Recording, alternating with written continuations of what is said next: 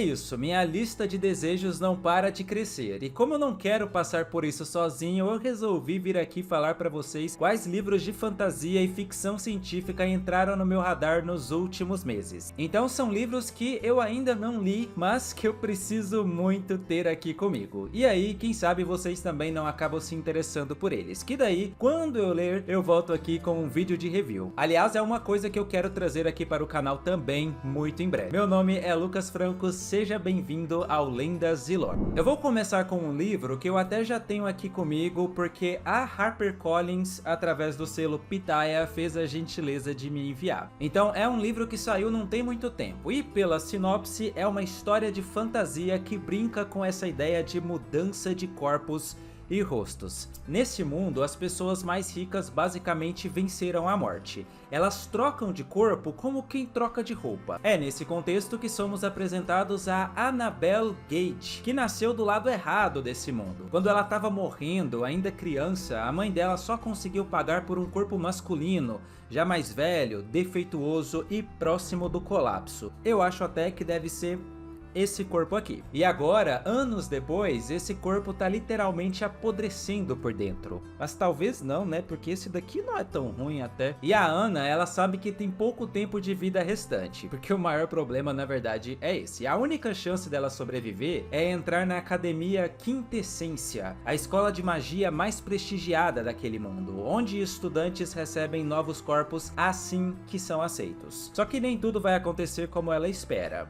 É claro, né? Pelo que eu vi aqui, ela vai acabar se juntando ali a um tipo de grupo de mercenários a serviço de um professor que pegou ela no pulo tentando roubar um novo corpo. Eu acho até que ele é o diretor dessa escola. E aí ela vai acabar descobrindo que os verdadeiros monstros daquele mundo não são aqueles que ela aprendeu a temer. Rainha de Mil Faces parece apostar muito nessa ideia da paranoia constante. Ninguém sabe quem é quem tá falando a verdade, que tipo de segredo essas pessoas escondem. Parece muito promissor, eu pretendo ler esse daqui muito em breve. Agora eu vou te contar uma coisa, eu já tinha começado a gravar esse vídeo, já tinha escolhido quais livros eu ia comentar aqui, quando eu recebi uma mensagem lá da portaria dizendo que chegou algo pra mim, e não é que é um dos livros que eu tinha marcado pra comentar aqui. Esse, O Cálice Contaminado, que eu recebi da editora Aleph. É simplesmente o vencedor do Prêmio Hugo do ano passado, que já foi publicado por aqui. Olha como eles foram rápidos. O livro é o primeiro de uma trilogia, inclusive o segundo livro também foi indicado ao Hugo, só que no Hugo desse ano. É uma história de fantasia e suspense que acompanha uma detetive e o assistente dela num mundo bizarro, cheio de perigos. O livro foi comparado com Sherlock Holmes e outras histórias de investigação, e até com Attack on Titan,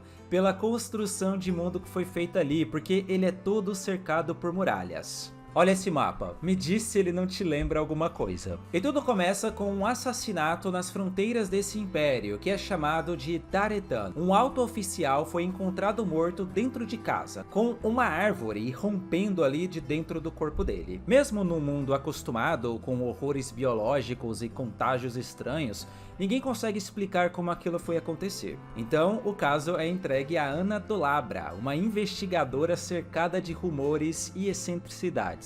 Dizem que ela nunca tira a venda dos olhos e que consegue solucionar crimes impossíveis sem sair de casa, e que a mente dela funciona de maneira tão brilhante quanto perturbadora. Ao lado dela está o Genius Call, o novo assistente, que é um homem modificado magicamente para servir como a extensão perfeita da genialidade da Anna. Então sim, tem uma forte inspiração de histórias de detetive e mistérios cabeludos. E a construção de mundo, com essa ideia de uma sociedade cercada, fora da qual existem perigos mortais, grita Attack on Titan. Aqui no caso, os perigos são os Leviatãs, que se levantam a cada estação chuvosa e precisam ser repelidos pelos soldados do Império. O gênero de fantasia é muito amplo e costuma funcionar melhor quando misturado com outros gêneros. Em vez de focar nas guerras de sempre ou em profecias, esse livro aqui aposta em mistério, bioterror, na política imperial e nesse world building extremamente medonho. Foi publicado pela editora Aleph, inclusive essa capa ficou muito linda. E por falar em plantas bizarras, esse ano a Aleph também publicou o ainda inédito no Brasil O Dia das Trífides, um romance pós-apocalíptico da década de 50, escrito pelo autor inglês John Wyndham, um autor de ficção científica. E é claro que esse livro também entrou no meu radar. A premissa dele é bem bizarra. Olha só, um homem chamado Bill Mason acorda num hospital com os olhos vendados e fica logo com aquela sensação de que alguma coisa tá terrivelmente errada. O hospital tá silencioso demais, as pessoas simplesmente sumiram. E quando ele sai pra rua, descobre que praticamente toda a humanidade ficou cega depois de uma misteriosa chuva de luzes verdes que apareceu no céu na noite anterior. Só que o pior nem é isso, porque enquanto a civilização começa a entrar em colapso, surge também uma outra ameaça, as trífides, umas plantas gigantes, venenosas, carnívoras, que já eram consideradas perigosas, mas que agora, no mundo onde quase ninguém consegue enxergar, viram praticamente predadores perfeitos.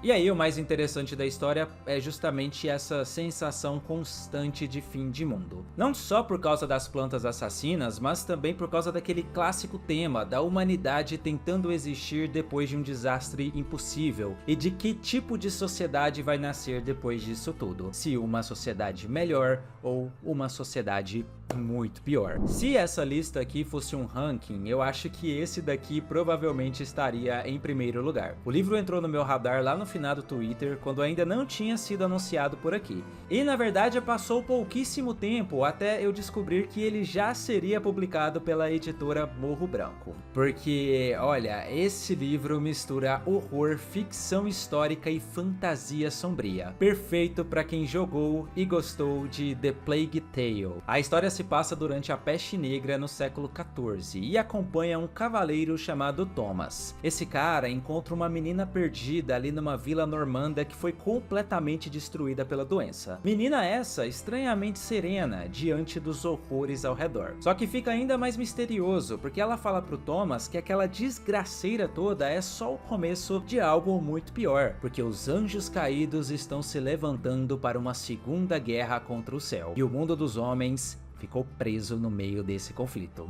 Daí a menina tem visões de Deus, ela diz que fala com os mortos e tudo mais. Mesmo descrente, o Thomas aceita levar essa menina até Avignon, atravessando um continente devastado pela fome, pelos cadáveres, pela própria doença, claro, e também pelo fanatismo religioso. Mas é claro que, conforme eles seguem viagem, acontecimentos sobrenaturais começam a tornar essa história ainda mais sombria. Eu tô ilustrando o vídeo aqui com cenas do jogo, mas eu acho que nesse livro as coisas são bem piores. Eu dei uma olhada nas reviews e um ponto muito elogiado é justamente como o autor consegue transformar essa Europa devastada pela peste num cenário totalmente infernal, cheio de visões grotescas e criaturas perturbadoras. Ao mesmo tempo que também recebe muito destaque a relação que vai se formando entre Thomas e essa menina, que aparentemente é o verdadeiro coração dessa história. Enfim, eu tô muito ansioso para ler esse lançamento Entre Fogo e Sangue. E tem também espaço para os quadrinhos por aqui. E esse daí é o próximo lançamento de fantasia sombria da editora Devir, compilando 3 volumes numa edição só. E olha que capa linda. O livro começa acompanhando uma garota fugitiva que acaba invadindo a mansão de um artesão, um cara muito misterioso. E lá ela descobre que existe uma forma de magia capaz de dar vida à porcelana, literalmente criar criaturas de porcelana vivas. Só que quanto mais ela aprende sobre essa arte, mais ela percebe que esse poder cobra um preço muito cruel. O mais interessante é que a história acompanha a vida toda dessa menina. Então você vê ela crescer, sair dessa criança curiosa até se tornar uma mulher extremamente poderosa, mas também cada vez mais isolada e consumida pela própria magia. A porcelana vai deixando de ser algo bonito, mágico, vira uma obsessão. Tem uma vibe de contos de fadas sombrio e tudo gira em torno dessa ideia de criação, essa coisa meio Galateia dos mitos gregos. Quer dizer, até onde alguém pode ir tentando criar algo que seja perfeito, sem acabar se destruindo nesse processo. Porcelana, uma saga de fantasia gótica, sai agora em junho. Esse livro chegou até mim lá na outra rede, com um vídeo da própria autora falando sobre a construção de mundo, e eu achei muito interessante. 2017. Então, quer dizer, é um livro de fantasia nacional que vai sair pela editora Rocco. Pelo que eu entendi, o livro se passa num mundo onde a elite recebe poderes dos deuses, ou seres tipo deuses, que ela chama de celestiais. Esses poderes envolvem cristais e pedras preciosas. Só que a nossa protagonista, a Raika, ela nasceu praticamente defeituosa. Enquanto todos ao redor possuem habilidades grandiosas e até lindíssimas, o poder dela é estranho, incompreendido, tratado como uma vergonha. E que entra o Luca Lucentes, que é um nobre extremamente poderoso, cruel e manipulador, que vai chegar aí nessa corte cheio de segredos e planos próprios. Claro que a história vai juntar essas duas pessoinhas, né? A sinopse diz que os dois acabam formando uma aliança extremamente tóxica e perigosa, cercados de conspirações, jogos políticos e inimigos por todos os lados. O livro se chama Coração de Cristal Partido, da autora Ariane Castelo. Falando agora sobre The Devils, ou Os Demônios. Eu falei sobre esse livro aqui no canal assim que ele foi publicado lá fora, e como ele rapidamente chamou a atenção até do James Cameron, que já garantiu os direitos de adaptação. Eu só não sei quando que ele vai fazer isso, né, já que o velho só pensa em Avatar já tem bastante tempo. Fato é que o livro já foi lançado com todos os holofotes em cima. Com o apoio desses não tem como ser diferente, né? E agora ele finalmente está chegando ao Brasil pela editora Aleph, e é outro que eu também estou muito curioso para ler. E ele já começa com aquela vibe clássica do Joe Abercrombie, um mundo completamente à beira do colapso.